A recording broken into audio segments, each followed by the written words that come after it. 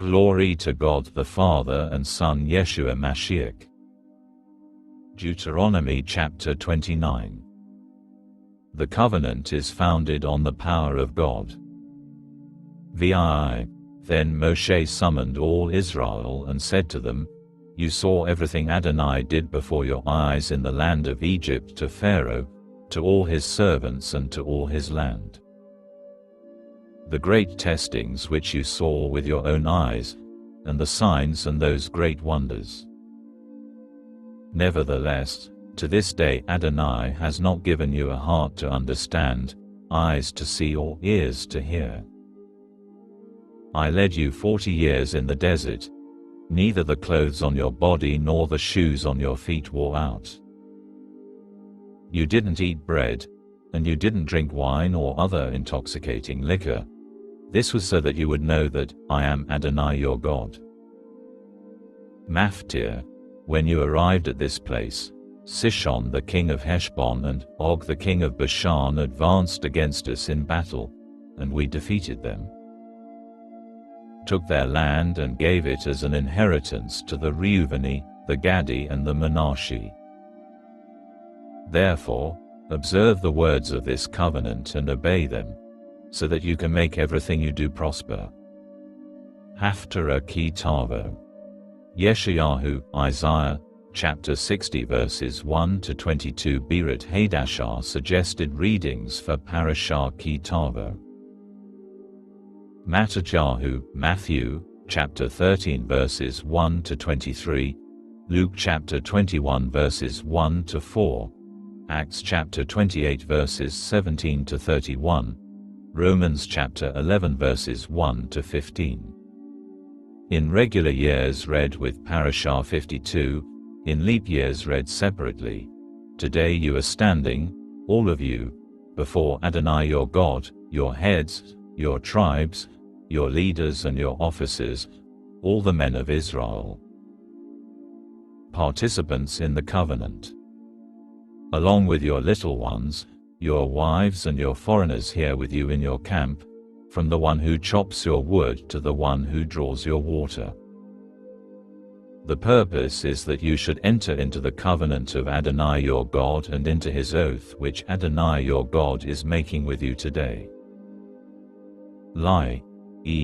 So that he can establish you today for himself as a people, and so that for you he will be God, as he said to you and as he swore to your ancestors, to Abraham, Yitz'chak and Yaakov. But I am not making this covenant and this oath only with you. Rather, I am making it both with him who is standing here with us today before Adonai our God and also with him who is not here with us today. For you know how we lived in the land of Egypt and how we came directly through the nations you passed through. The scattering of Israel.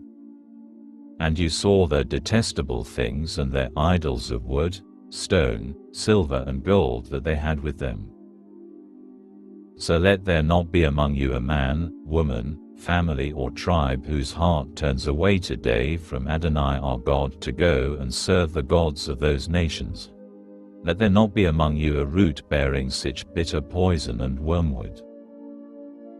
If there is such a person, when he hears the words of this curse, he will bless himself secretly, saying to himself, I will be all right, even though I will stubbornly keep doing whatever I feel like doing, so that I, although dry, sinful, will be added to the watered, righteous. But Adonai will not forgive him. Rather, the anger and jealousy of Adonai will blaze up against that person. Every curse written in this book will be upon him. Adonai will blot out his name from under heaven. Adonai will single him out from all the tribes of Israel to experience what is bad in all the curses of the covenant written in this book of the Torah. When the next generation, your children who will grow up after you, and the foreigner who arrives from a distant land, see the plagues of that land and the diseases with which Adonai has made it sick, and that the whole land has become burning sulfur and salt, that it isn't being sown or bearing crops or even producing grass, like the overthrow of Sodom, Amorah, Admah and Zeboim, which Adonai overthrew in his furious anger. Then all the nations will ask, why did Adonai do this to this land? What is the meaning of such frenzied, furious anger? People will answer, it's because they abandoned the covenant of Adonai, the God of their fathers, which he made with them when he brought them out of the land of Egypt. They went and served other gods, prostrating themselves before them, gods they had not known and which he had not assigned them.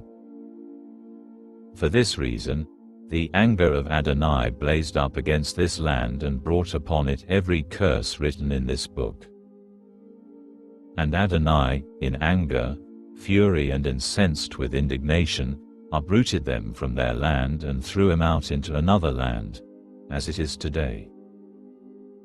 Things which are hidden belong to Adonai our God, but the things that have been revealed belong to us and our children forever, so that we can observe all the words of this Torah.